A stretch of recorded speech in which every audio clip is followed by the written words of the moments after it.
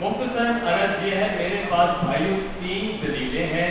عنوان میں نے جیسے عرض کیا سنی شیعہ فرقہ بندی، اور ٹھیک میں نے کہا ہم نے اپنے بھولے دوسرے بھائیوں کو بھی ہم سب آدم کی اولاد کے برتن تلے اکٹھے کرنا ہے، پہلے اپنی خامیوں کو ٹھیک کر لیں۔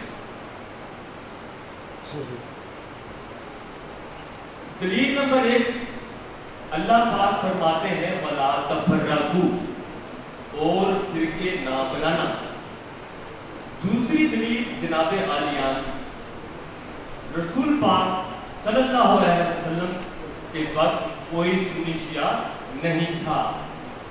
تیسری اور شارٹ ترین بات میں آپ کی قیمتی بات کے لیے آخری دلیل کہ جب قائد اعظم سے سوال کیا گیا تھا کہ آپ کس فرقے سے تعلق رکھتے ہیں، تو آپ نے جواب فرمایا تھا میرا وہی فرقہ ہے جو محمد پاک کا تھا، نہ سنی نہ شیعہ، میں صرف مسلمان۔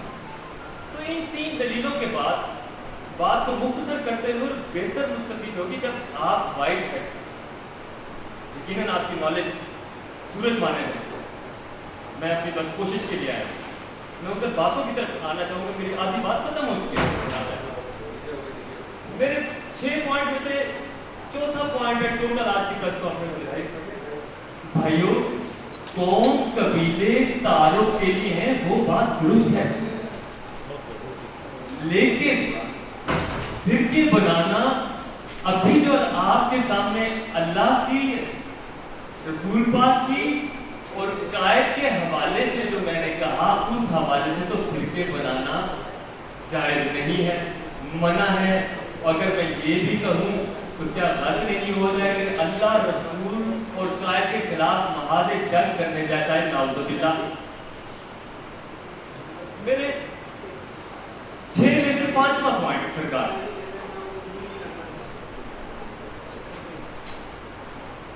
آپ بہتر جانتے ہیں مسلمانوں کو دشمنوں نے کس ذریعے سے تباہ کرتا رہا ہے، کر رہا ہے یا کر سکتا رہے گا۔ 5ویں بات ہی ختم نہیں، آخری بات کی طرف آتا ہوں۔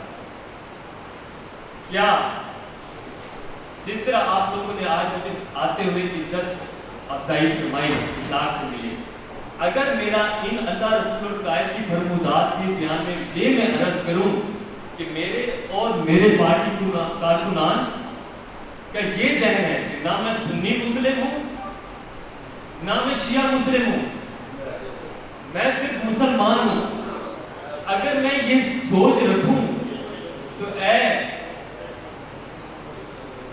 اہل ذر، کیا آپ